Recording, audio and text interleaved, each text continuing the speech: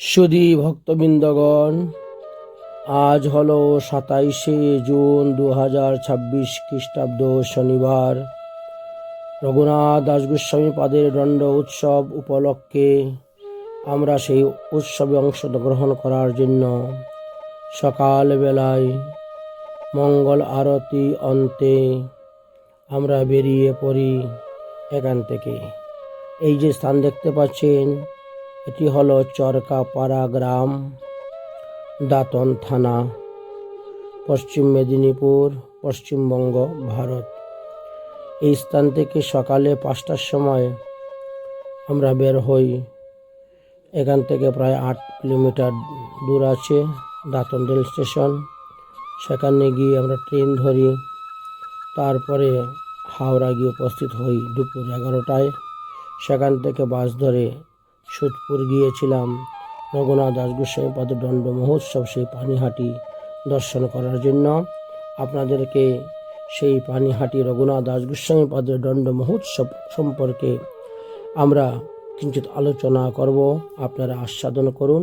রাধে রাধে। পানিহাটি গ্রামে পাইল প্রভুর দর্শন, কীর্তনিয়া সেবকগণ সঙ্গে বহুজন। গঙ্গার তীরে বৃক্ষমূলে পিণ্ডির উপরে, বসিয়া আছেন যেন কোটি সূর্যোদয় করে। তলে উপরে বহু ভক্ত হইয়াছে বেষ্টিত, দেখিয়া প্রভুর প্রভাব রঘুনাথ বিস্মিত। দণ্ডবত হইয়া সেই পড়িলা কত দূরে, সেবক কহিলেন রঘুনাথ দণ্ডবত করে। শুনিয়া প্রভু কহিন চূর দিল দর্শন, আয় আয় আজি তুরে করিমু দণ্ডন। শ্রী চৈতন্য চরিতামৃত গ্রন্থের অন্তলীলাতে বর্ণন করা আছে, রঘুনাথ দাস গোস্বামী পাদ যখন শুনতে পেলেন মহাপ্রভুর অবনীতনু নিত্যানন্দ প্রভু মহাপ্রভুর আদেশে হরিনাম প্রেম প্রচার করতে করতে তিনি পানিহাটি গ্রামে এসে উপস্থিত হয়েছেন। তাই সপ্তগ্রামের জমিদারের পুত্র রঘুনাথ দাস গোস্বামী পিতার কাছ থেকে আদেশ নিয়ে নিত্যানন্দ প্রভুকে দর্শন করার জন্য এসেছিলেন এই পানিহাটি গ্রামে।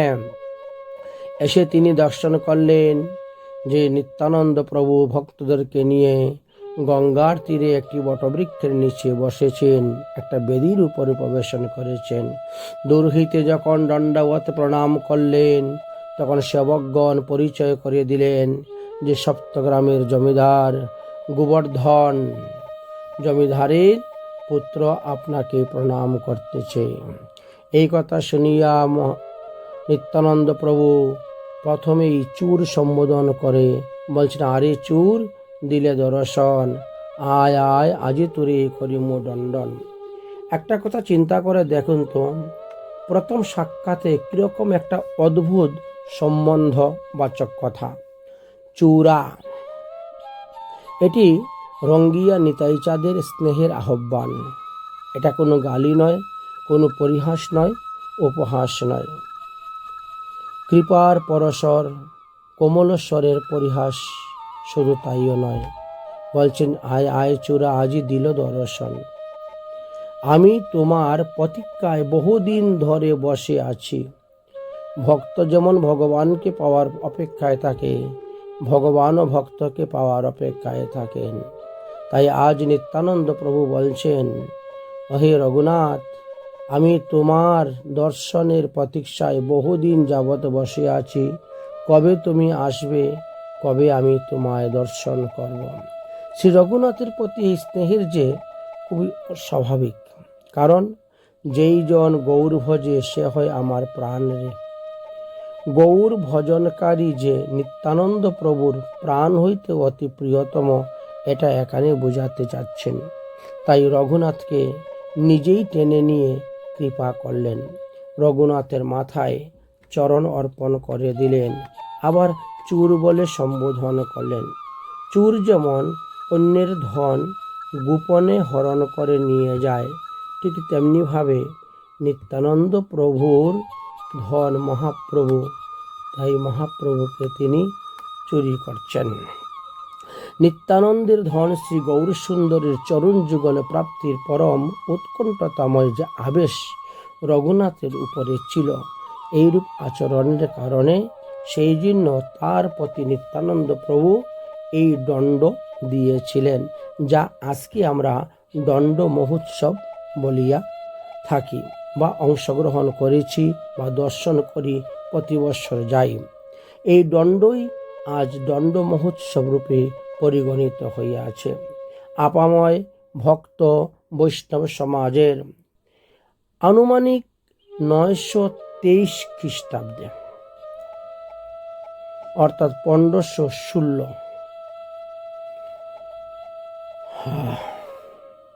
923 বঙ্গাব্দ 1516 খ্রিস্টাব্দে ত্রয়োদশীতে অনুষ্ঠিত হয়েছিল এই মহোৎসব। সেই তুলনায় হিসাব করলে আজ হলো আমাদের 510 বৎসর, অর্থাৎ 1516 খ্রিস্টাব্দের জ্যৈষ্ঠী মাসের শুক্লপক্ষের ত্রয়োদশীতে এই অনুষ্ঠান হয়েছিল।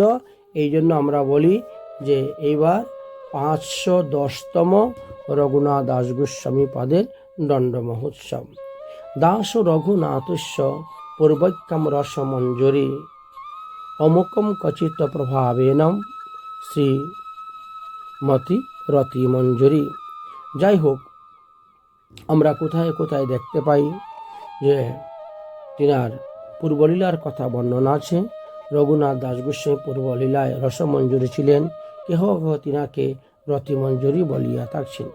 ইনি ব্রজের নিত্যসিদ্ধ মঞ্জুরি। রাধারানীর অতি স্নেহাধিকা তুলসীও ছিলেন। শ্রীমৎ মহাপ্রভু সাথে এসেছেন।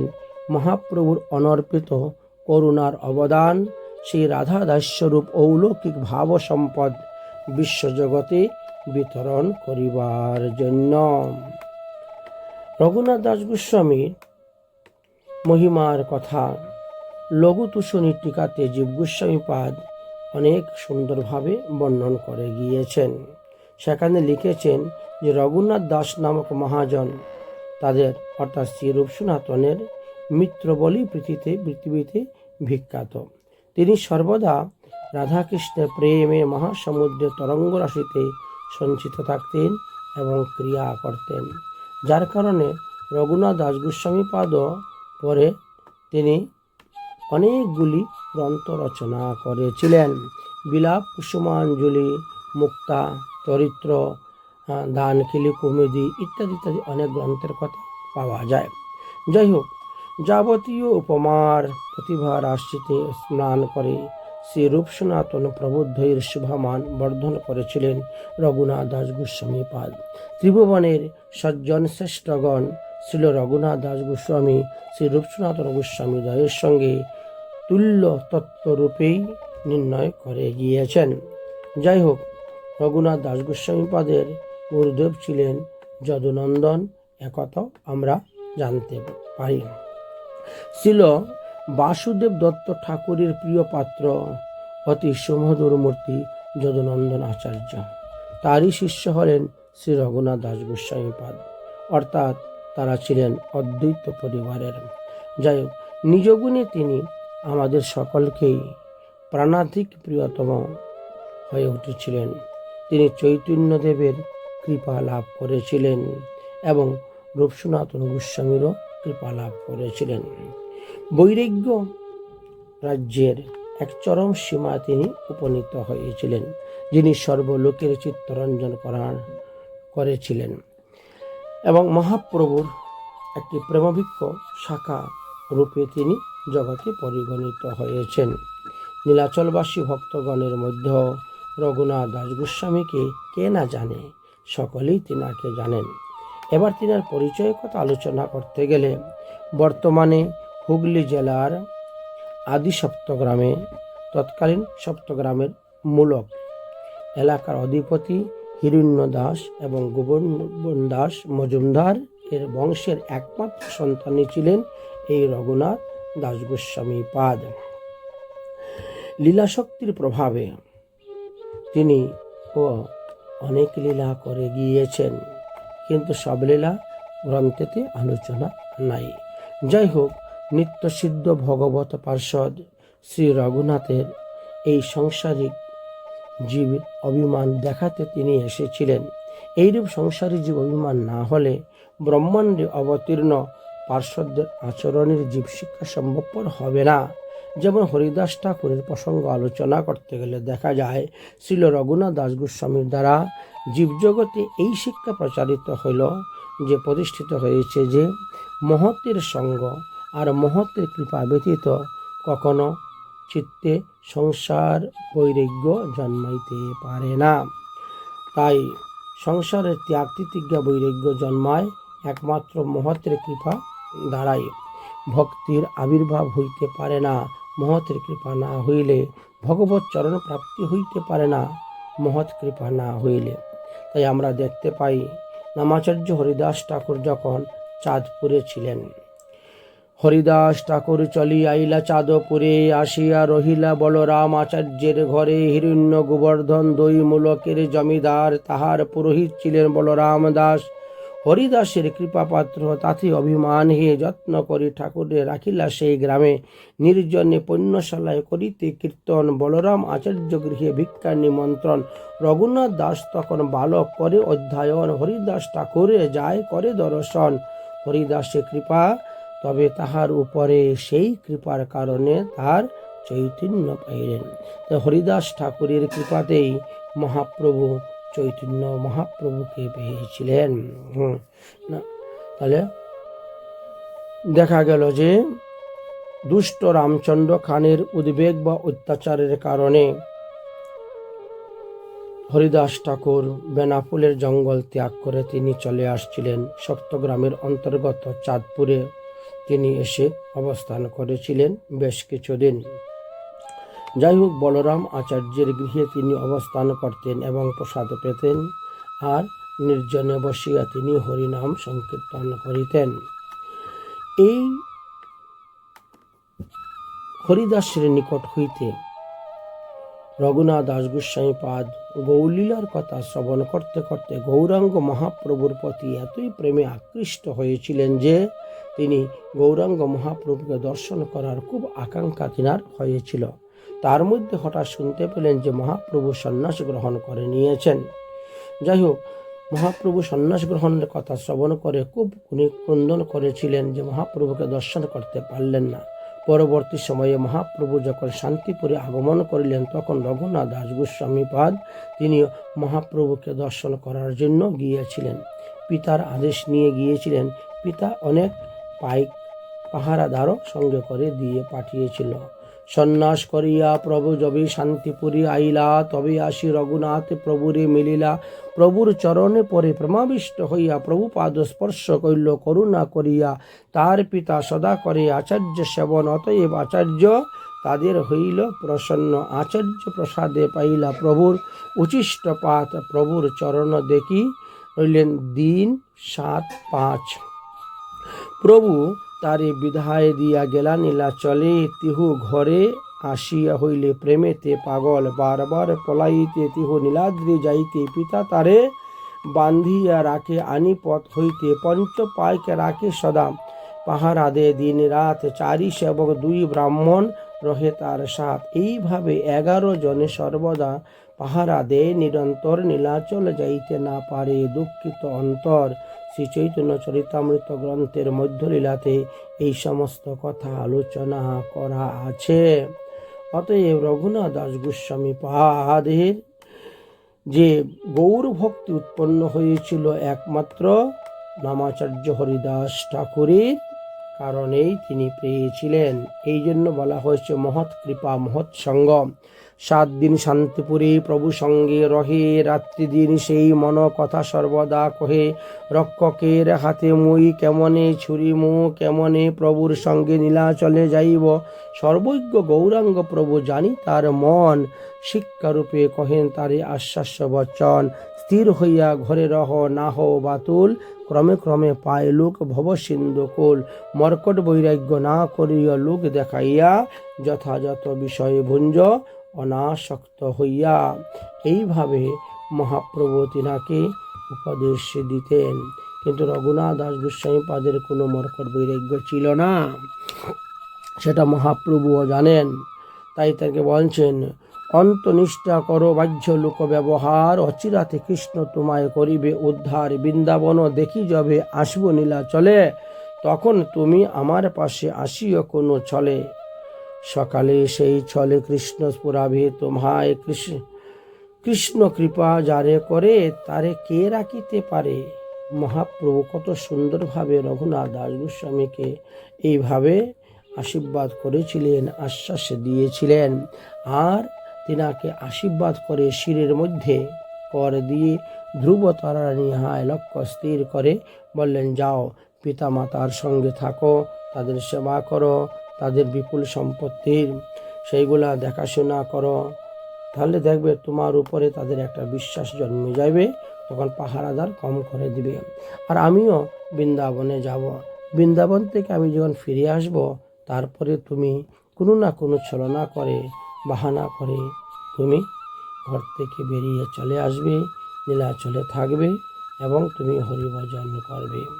এইভাবে মহাপ্রভু রঘুনাথ দাস গোস্বামী পাদকে আদেশ করেছিলেন। রঘুনাথ দাস গোস্বামী বলছেন, আমার পিতা যেটা হয়। আচ্ছা, তারপরে রঘুনাথ দাস গোস্বামী পাদের পিতার উপরে নবাবের একটি খুব বড় দায় পড়েছিল। নবাব জানতে পারে যে প্রতি বৎসরে তাদের 20 লক্ষ টাকা আয়, নবাবকে 12 লক্ষ টাকা দেখানো হয়। তাই নবাব রঘুনাথ দাস গোস্বামীর বাপ কাকাকে ধরে নিয়ে যাওয়ার জন্য চেষ্টা করেছিল। রঘুনাথ দাস গোস্বামী তখন কি করলেন, তাদেরকে বললেন, তোমরা বাড়ি থেকে পালিয়ে যাও, যা করার আমি করব। রঘুনাথ দাস গোস্বামীকে যখন ধরে নিয়ে গেল, হাতে দণ্ড নিয়ে, বেত্রা নিয়ে ভয় দেখাইয়া বলছে, বলো তোমার বাবা কোথায় গেছে, তোমার কাকা কোথায় গেছে।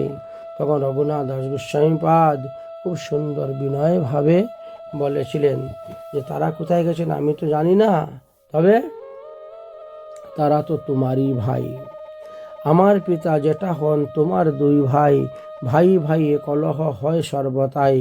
কবু কলহ কবু প্রীতি ইহা নিশ্চয় জানি, কালী পুনর 3 ভাই হইবে এক ঠাই। আমি জইছে পিতার তৈছে তোমারও বালক, আমি তোমার পাল্য তুমি আমারও পালক। পালক হইয়া পাল্যকেরে তারিতে না যোজায়, তুমি সর্বশস্ত্র জানো জিন্দা পীর প্রায়। এত শুনি সেই ম্লেচ্ছের মন আর্দ্র হইল, দাড়ি বাই অশ্রু পরে কাঁদিতে লাগিল। ম্লেচ্ছ কহে আমি আজি হইতে তুমি মোর পুত্র, আজি ছাড়াইম তোমা কি করি এক সূত্র। এই বলে রঘুনাথ দাস গোস্বামী পাদকেও ছেড়ে দিয়েছিলেন। রঘুনাথ দাস গোস্বামী পাদের যে প্রত্যুত্তপূর্ণমতি বুদ্ধি ছিল, এই পয়ারের দ্বারা জানা যায়। তাদের সেবিত বিগ্রহ পর্যন্ত স্থানান্তরিত করে দিয়েছিলেন। যাই হোক, তারপরেই দণ্ড মহোৎসবের ঘটনাটা আসে। সহসা রঘুনাথ দাস গোস্বামীর ভাগ্য আকাশে পূর্ণ শশীর উদয় হলো। যেন শুনলেন যে প্রেমে পাগল শ্রী নিত্যানন্দ গোসাই আগমন হয়েছে গৌর দেশে, নিকটবর্তী পানিহাটি গ্রামেতে। মহাপ্রভুর আদেশে চলে এসেছেন প্রেম দান করার জন্য। অদ্ভুত রঙ্গরসের মহিমার মাধ্যমে তিনি ব্রজপ্রেম, রাধা প্রেম, গোপী প্রেম সবাইকে দান করতেছেন। সঙ্গে আছেন তার প্রেমবিভল পার্শ্বদবৃন্দগণ। সপ্তগ্রাম থেকে পানিহাটি তো বেশি দূর নয়, তাই রঘুনাথ দাস গোস্বামী পাদের হৃদয়টা বড় আকুল হইল যাওয়ার জন্য, পানিহাটি গ্রামে যাওয়ার জন্য। নিকটেই হইতেই শুনতে পাচ্ছেন গঙ্গার তট থেকে যেন ভেসে আসতেছে হরিনাম সংকীর্তনের ধ্বনি। সেই সুমধুর ধ্বনি শুনে তিনি পাগল হয়ে যাচ্ছেন দর্শন করার জন্য। তুমুল হর্ষনাদে কীর্তনাদির মুখে অগ্রসর হয়ে রঘুনাথ দাস দর্শন পেলেন সেই তেজপুণ্য কলেবর প্রেমময় প্রভু শ্রী নিতাই চাঁদকে। গঙ্গার তটে বটবৃক্ষের মূলে তিনি এক বিস্তৃত বেদির উপরে উপবিষ্টিত হয়ে আছেন। নিতাই চাঁদকে ঘিরে চতুর্দিকে ভক্তগণ বসে আছেন। বৃক্ষবেদির উপরে নিচে বহু কীর্তনিয়া কীর্তনে মাতুহারা হয়ে আছেন। সকলেই তেজপুঞ্জপূর্ণ এবং তাদের অদ্ভুত অশ্রপূর্ণ কম্পাদি দর্শন করিতেছেন। সাত্ত্বিক বিকার সুশোভিত প্রেমাস্মৃতময়, তাই সংকীর্তন রস যেন মুখরিয়া হয়ে আছে। শ্রী নিত্যানন্দ দর্শনে বিস্মিত হইয়া রঘুনাথ নিতাই চাঁদের চরণ যুগলে দণ্ডবত প্রণাম করতে করতে ধরণীতে লুটিয়ে পড়েছিলেন। এক সেবক ভক্তের কণ্ঠে শুনলেন, প্রভু প্রত্যক্ষ করলেন যে দীনার্থী দীনভাবে গীতাঞ্জলি পুটে যে দূরে দণ্ডমান হয়ে আছেন তিনি হলেন রঘুনাথ। রঘুনাথের মনোবাঞ্ছা সার্থক করার দয়াময় প্রভু তাকে আকর্ষণ করে নিয়ে আসলেন। এনে ব্রহ্মার বাঞ্ছিত দ্রব্য, মহাদেবের বাঞ্ছিত দ্রব্য, সেই প্রেম তাকে দান করেছিলেন। সর্বতা প্রশমনকারী স্বীয় সুশীতল চরণ রবীন্দ রঘুনাথের মস্তকে স্থাপন করেছিলেন। নিকটে না আইস মোর ভাগ দূরে দূরে, আজি লাগাল পাইয়াছি দণ্ডিব তোমারে। দণ্ডি কি দণ্ড দিবেন? চিরা।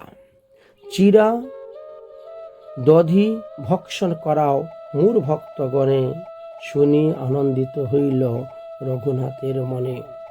তাই চিরাদধি ভোজনের দণ্ডটাই দিয়েছিলেন, যাকে আমরা দণ্ড মহোৎসব বলে সবাই বলি। সেই ক্ষণে লোক নিজ পাঠাইলা গ্রামে, ভোগ্যদ্রব্য লোক সব গ্রাম হইতে আনে। চিরা দধি দুগ্ধ সন্দেশ আর চিনি কলা, সব আনি প্রভুর আগে চৌদিকে ধরিলা। বড় অদ্ভুত দণ্ড। এরকম দণ্ড কখনো শুনেছেন? ভক্তের মস্তকে চরণ দিয়ে বলছেন যে চিরাদধি ভক্ষণ করাও। রঙ্গিয়া নিতাই চাঁদের বড় আশ্চর্য রঙ্গ। গৌরচরণ প্রাপ্তির নিমিত্ত শ্রী রঘুনাথের যে উদ্বেগ উৎকণ্ঠা দর্শনে নিতাই চাঁদের কৃপার বন্যা আজ উচ্চলিত হয়ে উঠল রঘুনাথের প্রতি। তাই তিনি যেন সাধারণ চূর নন, প্রেম ভক্তি চূর। তাই তার প্রতি দয়াল প্রভু নিতাই চাঁদের দণ্ডটিও অতীব কল্যাণময় এবং শুভ ছিল। শ্রী নিতাই চাঁদের করুণার সঙ্গে তার পার্ষদ মহাপ্রেমিক পরম মহৎ বৈষ্ণবগণের সেবার জনিত কৃপারূপ মণিকাঞ্চনে সংযুক্ত যেন রঘুনাথ দাস গোস্বামীর সর্ববিধ বন্ধন খণ্ডন করার জন্য এবং গৌরচরণ প্রাপ্তি যাতে তাড়াতাড়ি হয় তার জন্যই তিনি দধিচিরা মহোৎসবের ব্যবস্থা করেছিলেন। করুণায় ঘনবর্তী মূর্তি প্রভু নিতাই চাঁদের কৃপাদণ্ডের এই ভঙ্গিটি এতই মহান ছিল যে শ্রীমৎ নিত্যানন্দ করুণা ঘন শ্রী বিগ্রহ, সেই রূপে তার মহিমাও করুণাময় এবং ততে প্রদত্ত দণ্ডটিও করুণা সিক্ত ছিল। শ্রী রঘুনাথ পূর্বে বহু চেষ্টা সত্ত্বেও গৌরচরণ লাভ করিতে পারেননি, কিন্তু নিত্যানন্দ প্রভুর কৃপাবৃষ্টি হওয়ার পরে সেটি সম্ভব হয়েছিল। আকাঙ্ক্ষিত বস্তু প্রাপ্ত হওয়ার আর দেরি হয় নাই, তিনার সেই সুযোগ এসে গিয়েছিল। তাই জগৎবাসী এই শিক্ষা লাভ করলেন। নিত্যানন্দ প্রভু আমাদেরকে এটাই শিখালেন, তোমরা যদি গৌর চরণ পেতে চাও তাহলে গৌর ভক্তবৃন্দের সেবা করো। অপ্রত্যাশিত করুণা লাভের আনন্দে বিভোর হলেন রঘুনাথ দাস গোস্বামী পাদ। কৃপা প্রাপ্তির লোভেই পানিহাটিতে আগমন, কিন্তু প্রভুর দণ্ড আদেশ যেন আরও একটা আধুনিক কৃপা হয়ে গেল। এই কৃপার অধিক কৃপা, তাই শুরু হলো দণ্ড মহোৎসব। শ্রী চৈতন্য চরিতামৃত গ্রন্থেতে তাহা বিস্তারিত বর্ণন করে গিয়েছেন কৃষ্ণদাস কবিরাজ গোস্বামী পাদ। আমরা সেই তত্ত্বকথাই আস্বাদন করব। মহোৎসব নাম শুনি ব্রাহ্মণ সজ্জন, আসিতে লাগিলা লোক অসংখ্য গণ। আর সব গ্রাম হইতে সামগ্রী মাগিয়া, 102-4 হল না তাহার আনাইলা। বড় বড় মৃত্তিকার ভাণ্ড আনাইলেন 5-7, এক বিপ্র প্রভু লাকি চিরা ভিজায় তাতে, এক ঠাই তপ্ত দুগ্ধে চিরা ভিজাইয়া, অর্ধেক সানিলহা চিরা দধি কলা দিয়া, আর অর্ধেক ঘন আবর্তন দুগ্ধে তো ছানিলা, চাপা কলা চিনি ঘৃত কর্পুল তাথে দিলা, সাত ধুতি পারি প্রভু নিজ পিঞ্জিরাতে বসিয়া, সাত কুণ্ঠি পিপ্র তাতে আগেতে ধরিলা, চৌতারা উপরে যত প্রভুর নিজগণ, বড় বড় লোক বসিলহা মণ্ডলী বন্ধন, রামদাস ঠাকুর সুন্দরানন্দ দাস গঙ্গাধর, মুরারি কমলাকর সদাশিব পুরন্দর, ধনঞ্জয় জগদীশ পরমানন্দ দাস, মহেশ্বর গৌরীদাস আর হুরা কৃষ্ণ দাস, উদ্ধারণ দত্ত আদি যত নিজগণ, উপরে বসিলা সবে কে করিয়াত গণন। শ্রী চৈতন্য চরিতামৃত গ্রন্থের মধ্যলীলার ষষ্ঠ পরিচ্ছেদের 53 নম্বর অধ্যায় শ্লোক হইতে কয়ার হইতে 62 নম্বর শ্লোক পড়লে পরে আপনারা বুঝতে পারবেন যে রঘুনাথ দাস গোস্বামী পাদের এই দণ্ড মহোৎসবের কথা শুনে পণ্ডিতগণ, ভট্টাচার্যগণ, বিপ্রাগণ সেখানে উপস্থিত হয়েছিল। প্রভু সকলকে সম্মান করে আসন দিয়ে বসিয়েছিলেন এবং সবাইকে নিয়েই হরিনাম সংকীর্তন করেছিলেন এবং সবাইকে তিনি ভগবানের প্রসাদ দান করে দিয়েছিলেন। বিপ্রগণ স্থানে স্থানে উপরে জায়গা না পাইয়া গঙ্গার তীরে গিয়ে তারা বসেছিলেন। গঙ্গার তীরে জায়গা না পেয়ে অনেকে জলের মধ্যে দাঁড়িয়ে দাঁড়িয়েও প্রসাদ পেয়েছিলেন। চিরা নিয়ে গঙ্গায় ভিজিয়ে আবার গঙ্গার তীরে বসে তারা প্রসাদ পেয়েছিলেন। এইভাবে এই চিরাধদি মহোৎসব হয়েছিল। কত শত লোক যে এসেছিল তা অন্ত নাই, আর এখন বর্তমানে তো লক্ষ লক্ষ লোকের সমাগম। যাই হোক, নিতাই চাঁদ স্বয়ং নিজে পরিবেশন করেছিলেন সেই প্রসাদ। মহাপ্রভুর অধরামৃত রঘুনাথ দাস গোস্বামীকে দান করেছিলেন। মহাপ্রভু স্বয়ং নীলাচলে থাকা সত্ত্বেও তিনি এসে পানিহাটিতে উপস্থিত হয়েছিলেন, রঘুনাথ দাস গোস্বামীর দণ্ড মহোৎসবে অংশগ্রহণ করেছিলেন। প্রভু কহি, এই দ্রব্য দিনে করিলে ভক্ষণ, রাত্রি তোমার ঘরে প্রসাদ করিব ভোজন। সেই দিন রাঘব পণ্ডিতের গৃহে নিত্যানন্দ প্রভুর ভোজন ছিল। তাই নিত্যানন্দ প্রভু বলছেন, এখন আমি রঘুনাথ দাস গোস্বামী দণ্ড মহোৎসবের প্রসাদ পাবো, আর রাত্রে তোমার ঘরে প্রসাদ পাবো। গোপ জাতি আমি বহু গোপগণ সঙ্গে, আমি সুখ পাই এই পুলিন ভোজন রঙ্গে। বললেন, আমি তো গোপ জাতি, পূর্ব থেকে গোচারণে গোপদের সঙ্গে খেতে ভালোবাসতাম, তাই এখনও গোপদের সঙ্গে খেতে ভালোবাসি। তাই এটা হলো আমার বনভোজন বা পুলিন ভোজন। এইভাবে নিত্যানন্দ প্রভু এই রাঘব পণ্ডিতের সঙ্গে হাস্য পরিহাস্য করতেন। তাই সকল ভক্তগণের মধ্যে প্রসাদ বিতরণের পর নিতাই চাঁদ স্মরণ যুগে আনয়ন করলেন মহাপ্রভুকে। শ্রী নিত্যানন্দ প্রভু আসনে বসে উপবেশন হইয়া গৌরাঙ্গ মহাপ্রভুকে ডাকলেন। গৌরাঙ্গ মহাপ্রভু এসে উপস্থিত হলেন। দুই ভাই আনন্দে সেই চিরা দধি প্রসাদ গ্রহণ করলেন। নিতাই চাঁদ এক গ্রাস চিরা দধি তুলে দিলেন মহাপ্রভুর মুখে। মহাপ্রভু হাসতে হাসতে এক গ্রাস চিরা দধি তুলে নিতাই চাঁদের মুখে দিয়েছিলেন। এইভাবে রঘুনাথ দাস গোস্বামীর দণ্ড মহোৎসবের সার্থকতা হয়েছিল। কোনো কোনো ভাগ্যবানে তাহা দেখিতে পেয়েছে। সবার ভাগ্যে তো আর হয় না, অপ্রাকৃত দর্শন লাভ করা সবার দ্বারা হয় না। যাই হোক, আনন্দিত রঘুনাথ শ্রীম নিত্যানন্দ প্রভুর ভোজন শেষ গ্রহণের পর অবশিষ্ট দ্রব্য রঘুনাথকে দিলেন। তাই রঘুনাথ চিরকৃতার্থ হয়েছিলেন। এই অপ্রাকৃত লীলার বোধ হয় শুধুমাত্র নিতাই চাঁদের পক্ষেই সম্ভব, অন্যের দ্বারা নয়।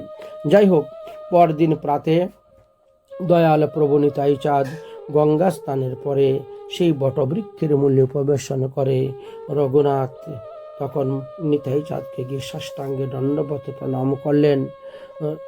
রাঘব পণ্ডিতের দ্বারা স্বীয় অন্তরের প্রার্থনা প্রভুর চরণে তখন জ্ঞাপন করেছিলেন। অনেক সময় আমরা সরাসরিভাবে বলতে না পারলে অন্যের দ্বারা আমরা এই সমস্ত কথা বলাইয়া থাকে। যাই হোক, অযোগ্য মই নিবেদন করিতে করি ভয়, মোরে চৈতন্য দেহ গোসাই হইয়া সদয়। নিত্যানন্দ প্রভুর নিকটে মহাপ্রভুকে চাইলেন, কারণ নিতাইয়ের কৃপা ছাড়া মহাপ্রভুকে পাওয়া যায় না। তাই নিতাই ভজলে গৌর পাবে, আর গৌর ভজলে ব্রজে যাবে, এটাই হলো সুসিদ্ধান্ত কথা। আজ রঘুনাথ দাস গোস্বামী পাদ বলছেন, আমি তো নিজে বলতে ভয় পাচ্ছি, তবে হে নিত্যানন্দ প্রভু, তুমি আমাকে মহাপ্রভুকে দান করো।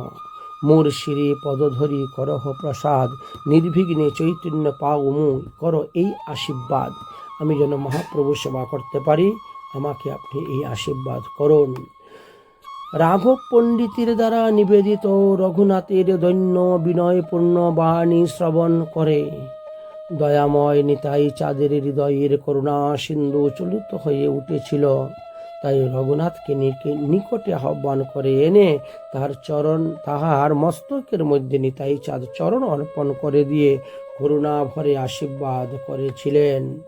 তুমি যে করাইলে এই পুলিন ভোজন, তোমায় কৃপা করলাম চৈতন্য কইলায় আগমন। কৃপা করি কইল দুগ্ধ চিপিটক ভক্ষণ, নিত্য দেখি রাত্র কইল প্রসাদ ভোজন। তোমা উদ্ধারিতে গৌর আইলায় আপনে, ছুটিল তোমার যত বিঘ্নাদি বন্ধনে। স্বরূপের স্থানে তোমায় করিবে সমর্পণ, অন্তরঙ্গ ভৃত্য করি রাখিবে চরণ। নিশ্চয় হইয়া যাও আপন ভবনে, অচিরায় নির্বিঘ্নে পাইবে চৈতন্য চরণে।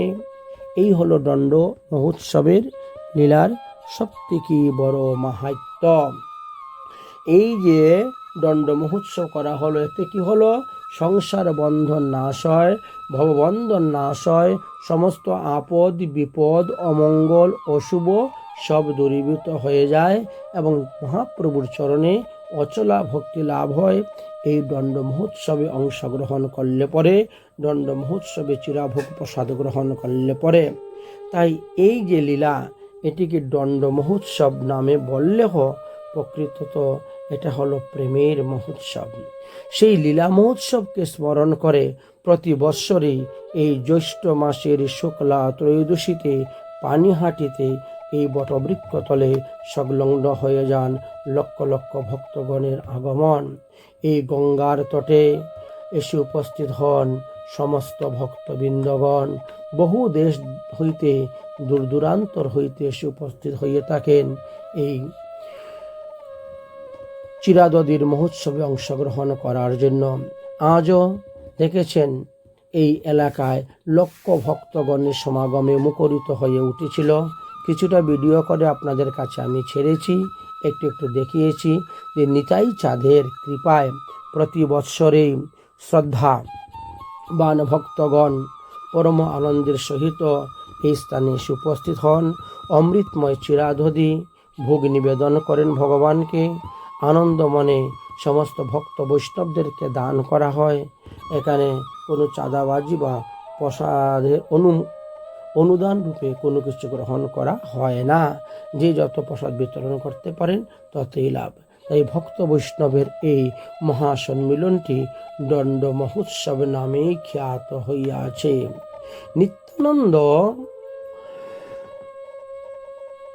নিত্যানন্দ প্রভুর কৃপা প্রসাদ পাওয়ার পর থেকেই রঘুনাথের আর গৃহের অভ্যন্তরে যান না।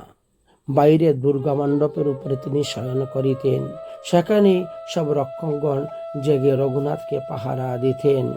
কোনো এক দৈব যুগে রাত্রি প্রভাত হইতে চারদণ্ড বাকি, আর এমন সময়ে অদ্বৈত আচার্যের শিষ্য বাড়ির যে পুরোহিত এবং রঘুনাথের গুরুদেব সেই যদুনন্দন আচার্য এসে উপস্থিত হয়েছিলেন। তিনি রঘুনাথের সঙ্গে নিয়ে পূজারীর অনুসন্ধানে শেষ রাত্রিতে গৃহের বাইরে বেরিয়েছিলেন। রঘুনাথকে উদ্ধার করার উদ্দেশ্যেই হয়তো যদুনন্দন আচার্য পূজারীর চিত্তে সেবা ছেড়ে পালানোর ইচ্ছা শ্রীকৃষ্ণের স্ফূর্তি করিয়ে দিয়েছিলেন।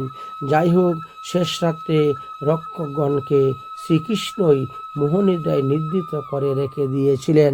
রঘুনাথের প্রার্থনায় সম্মত হয়ে যদুনন্দন আচার্য একাকী রঘুনাথকে বিপ্র অনুসন্ধানে পাঠাইয়াছিলেন এবং নিজে এলাকার আর প্রত্যেক গৃহে গৃহে অন্বেষণ করেছিলেন।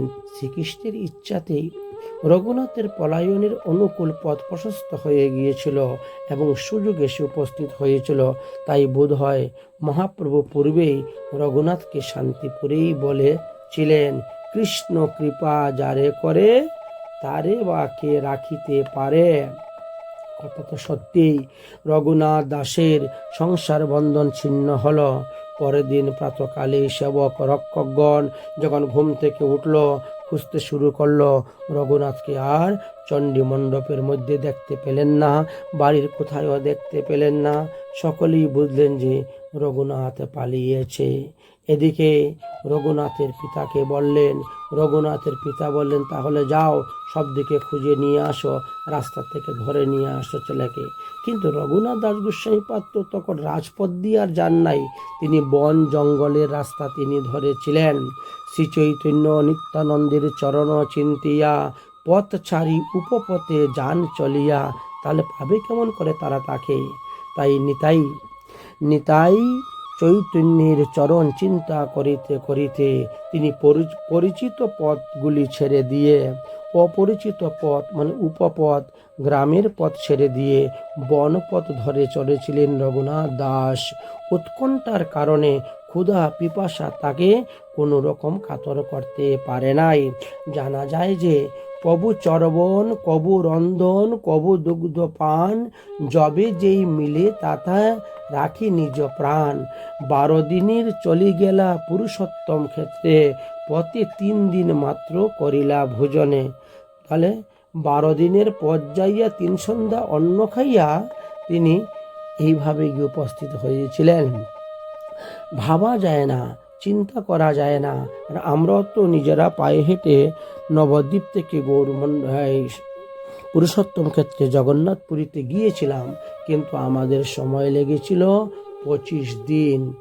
আর রঘুনাথ দাস গোস্বামী পাদ 12 দিনে চলে গিয়েছিলেন। যাই হোক, এই নিতাই কৃপা, মহাপ্রভুর কৃপা না হলে হয় না। যখন যা পেয়েছেন তা দিয়ে শুধু খালি প্রাণ রক্ষা করেছেন আর চলেছেন। এইভাবে 12 দিনে নীলাচলে গিয়ে পৌঁছেছিলেন। মহাপ্রভুর শ্রীচরণ স্পর্শ করে প্রণাম করেছিলেন। শ্রী নিতাই চাঁদের কৃপা পুষ্টি রঘুনাথকে দেখে মহাপ্রভু তাকে অতি দুর্লভ রত্নের ন্যায় বুকে জড়িয়ে রেখেছিলেন, যা কৃষ্ণদাস কবিরাজ গোস্বামী পাদ তিনি চৈতন্য চরিতামৃতের মধ্যলীলার 6ষ্ঠ পরিচ্ছেদে লিখে গিয়েছেন। প্রভু কহে আইস তিহু ধরিল চরণ, ওটি প্রভু কৃপা তারে কইলা আলিঙ্গন। স্বরূপাদি সব ভক্তের চরণ বন্ধিলা, প্রভু কৃপা দেখি সবে আলিঙ্গন কইলা। প্রভু কহে কৃষ্ণ কৃপা বলিষ্ঠ সভা হইতে, তোমারে কারিয়া নিল বিষ্টার গর্ত হইতে। রঘুনাথ মনে কহে কৃষ্ণ নাহি জানি, তোমার কৃপায় তুমি আমাকে কারিয়া আনিয়াছ নিজ গুণে। এইভাবে রঘুনাথ মহাপ্রভুকে স্বয়ং ভগবান বলেই জানতেন, যেহেতু নামাচার্য হরিদাসের মুখের থেকে মহাপ্রভু সম্পর্কে তিনি যথেষ্ট জ্ঞান লাভ করেছিলেন।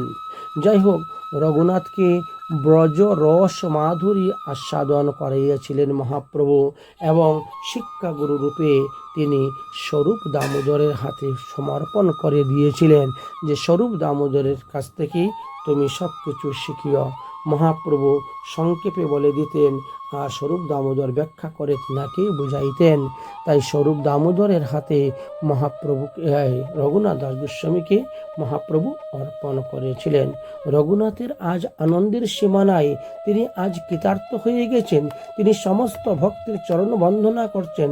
রঘুনাথের ক্ষীণতা মলিনতা দেখে মহাপ্রভু গোবিন্দকে বললেন, রঘুনাথের প্রতি সকলের দৃষ্টি রাখিও।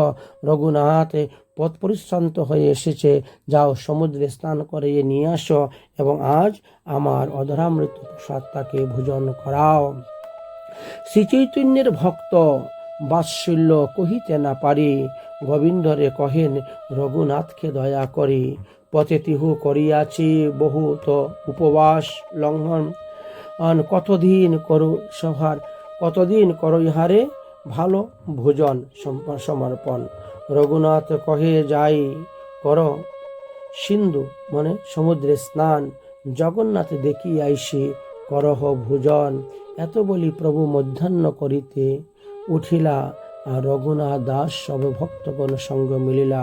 রঘুনাথের প্রভুর কৃপা দেখি ভক্তগণ বিস্মিত হইয়া করে প্রায় ভাগ্য প্রসন্ন। এইভাবে রঘুনাথের প্রতি মহাপ্রভুর কৃপা হয়েছিল। মহাপ্রভুর কৃপাতে তিনিও মহাপ্রভুর সেবায় পেয়ে ধন্য হয়েছিলেন। রঘুনাথের প্রতিদিন মহাপ্রভুর অদরামৃত সেবা করতেন। ভক্তগণ সব বিস্মিত হয়ে গেছেন, এত কৃপা করছেন মহাপ্রভু রঘুনাথকে। অতঃপর রঘুনাথ সমুদ্রে স্নান সেরে জগন্নাথ দর্শন করে এসে গোবিন্দের নিকট হইতে মহাপ্রভুর অদরামৃত ভোজনের অবশিষ্ট দ্রব্য পেয়ে তিনি ধন্য হয়েছিলেন। এইভাবে কতদিন অবস্থান করার পর রঘুনাথের যেন মনে হলো তিনি কৃষ্ণ সেবা ভুলে দেহ সেবা নিয়ে মত্ত হয়ে আছেন। বাড়িতে যেমন ছিলেন একানো প্রায় ঠিক তেমনটাই আদর যত্নেতেই তিনি অবস্থান করতে শুরু করেছেন। তেমনি অলসতা মনের মধ্যে আসছে, আহার সাধন ভজন হচ্ছে না। এটাতে তিনি নিজের কাছে যেমন কীরকম লাগলো, তাই তিনি একটু গতির পরিবর্তন করে দিলেন। অর্থাৎ প্রসাদের জন্য আর গোবিন্দের কাছে যেতেন না। তিনি কি করতেন? সিংহধারে ভিক্ষা করে সেই প্রসাদ গ্রহণ করিতেন। গোবিন্দ প্রভুকে কহিন, রঘুনাথ প্রসাদ না লয়, রাত্রে সিংহধারে খাড়া হইয়া ভিক্ষা মাগি খায়। শুনিয়া সন্তুষ্ট হইলেন প্রভু, কহিতে লাগিলা, ভালো কইল বৈরাগ্য ধর্ম আচরিলা। বৈরাগী করিবে সদা নাম সংকীর্তন, মাগিয়া যাচিয়া করিবে উদর পূরণ। সে তো বৈরাগ্যের যে ধর্ম, সেই ধর্ম যাজন করতেছে। তাই মহাপ্রভু অত্যন্ত প্রসন্ন হয়েছিলেন। মহাপ্রভুর কৃপাতে হয়তো রঘুনাথ দাস গোস্বামী পাদের এতাদৃশ্য বৈরাগ্য এবং ভক্তি উপস্থিত হয়েছিল। প্রভু অত্যন্ত প্রীতি লাভ করেছিলেন, কোনো সংকোচ করতেন না। প্রভু সম্মুখে তিনি একদিন স্বরূপ দামোদরের চরণে পড়িয়া নিবেদন করলেন যে ভবিষ্যতে আমি কি করব, আমার কর্তব্য অকর্তব্য কি, আমাকে কৃপা করে বলুন। তখন মহাপ্রভুর কাছে গিয়ে উপস্থিত হয়েছিলেন যে প্রভু, আমার কর্তব্য অকর্তব্য কি, আমাকে বলুন। তখন মহাপ্রভু সংক্ষেপে কিছু উপদেশ দিয়েছিলেন। হাসিয়া মহাপ্রভু রঘুনাথকে কহিলেন, তোমার উপদেশটা করলাম স্বরূপের দিলাম, সাধ্য সাধন তত্ত্ব শিখ ইহার স্থানে। আমি তত নাহি জানি, তিহু যত জানে, তথাপি আমার আজ্ঞা শ্রদ্ধা করি সিংহ। আমার এই বাক্য তবে যত্নেতে পালিও। গ্রাম্য কথা না শুনিবে, গ্রাম্য বার্তা না কহিবে, ভালো না খাইবে আর ভালো না পড়িবে, অমানি না মানদ কৃষ্ণ নাম সদা লবে, ব্রজে রাধা কৃষ্ণ সেবা মানসে করিবে। এই তো সংক্ষেপে আমি কইন উপদেশ, স্বরূপের ঠাই ইহা পাইবে বিশেষ। এত শুনি রঘুনাথ বন্ধিলা চরণ, মহাপ্রভু কইল তারি কৃপা আলিঙ্গন। পুনর্সমর্পিলা তারে স্বরূপের স্থানে, অন্তরঙ্গ সেবা করে স্বরূপের সনে। এইভাবে মহাপ্রভু রঘুনাথ দাস গোস্বামী পাদকে নিমিত্ত করে সমস্ত জগৎবাসী ভক্ত বৈষ্ণবকে শিক্ষা দিলেন, তোমরাও এইভাবেই চলো, তাহলে মহাপ্রভুর প্রিয় হইতে পারবেন। মহাপ্রভুর প্রিয় বস্তু হওয়ার একমাত্র উপায়ই হলো এটি মহাপ্রভুর আদেশ পালন করা। তাই কাহা বস্তু খাও সবে। তারপরে রঘুনাথ দাস গোস্বামী পাদ সেটাও বন্ধ করে দিয়েছিলেন এবং যেখানে মহাপ্রসাদ বিক্রি হয় সেই মহাপ্রসাদ ঝাড়ু দিয়ে যেখানে ফেলা হয় সেই স্থানে গিয়ে তিনি সেই যে গুলাকে অন্ন এনে জল দিয়ে ভালো করে ধুয়ে পরিষ্কার করে তিনি সেবা গ্রহণ করিতেন। মহাপ্রভু এতে বড় সন্তুষ্ট হয়েছিলেন, আরও বৈরাগ্য তার এসেছে। তাই একদিন মহাপ্রভু চুপে চুপে গিয়েছিলেন রঘুনাথের ঘরে। রঘুনাথের ঘরে গিয়ে উপস্থিত হয়ে বলছেন, খাসা বস্তু খাও সবে, আমা না দাও কেন? এত বলি এক গ্রাস করিলেন ভক্ষণ। সেই গ্রাস লয়ে স্বরূপে হাতেতে ধরিলা, তোমার যজ্ঞ নহে বলি কাড়িয়া নিলা। প্রভু কহে, নীতি নীতি নানা প্রসাদ খাই, ওই চেয়ে সুস্বাদ আর কোনো প্রসাদে নাই পাই। এই মতো রঘুনাথকে বারবার কৃপা করিলেন। রঘুনাথের বৈরাগ্য দেখি সন্তুষ্ট হইলেন। পরে তো মহাপ্রভু স্বয়ংই রঘুনাথকে তিনার সেবিত গিরিধারী আর গুঞ্জামালা দিলেন, যে এই গিরিধারী আর গুঞ্জামালার তুমি সেবা করো। রঘুনাথ দাস গোস্বামী মহাপ্রভুর সেই গুঞ্জামালা আর গিরিধারীর সেবা করেছিলেন। প্রভু কহিন, এই শিলা কৃষ্ণের বিগ্রহ, ইহা সেবা করো তুমি করিয়া আগ্রহ। এই শিলা করো তুমি সাত্বিক পূজন, অচিরাতে পাবে তুমি কৃষ্ণ প্রেমাধন। রঘুনাথে তোর আনন্দের সীমা নাই। মহাপ্রভু নিজ হাতে শ্রী গিরিধারী দিয়েছিলেন। রঘুনাথ দাস গোস্বামী পাদ সেই গিরিধারীর সেবা করেছিলেন। শিলা দিয়া গোসাই মোরে সমর্পিলা, গোবর্ধনে গুঞ্জামালা দিলা রাধিকার চরণে। এইভাবে গুঞ্জামালা দিয়েছিলেন। যাই হোক, মহাপ্রভু প্রকট হওয়ার পর শ্রীল রঘুনাথ দাস গোস্বামী পাদ শ্রীধাম বৃন্দাবনে এসেছিলেন, রাধাকুণ্ডে এসেছিলেন, লুপ্ত তীর্থ উদ্ধার করেছিলেন, রাধাকুণ্ড শ্যামকুণ্ডের সংস্কার করেছিলেন ইত্যাদি সমস্ত তত্ত্বকথা আমরা জানতে পাই চৈতন্য চরিতামৃত গ্রন্থ হইতে। ষোড়শ বৎসরে কৈলহ অন্তরঙ্গ সেবা স্বরূপের অন্তর্ধানে আইলা বৃন্দাবন।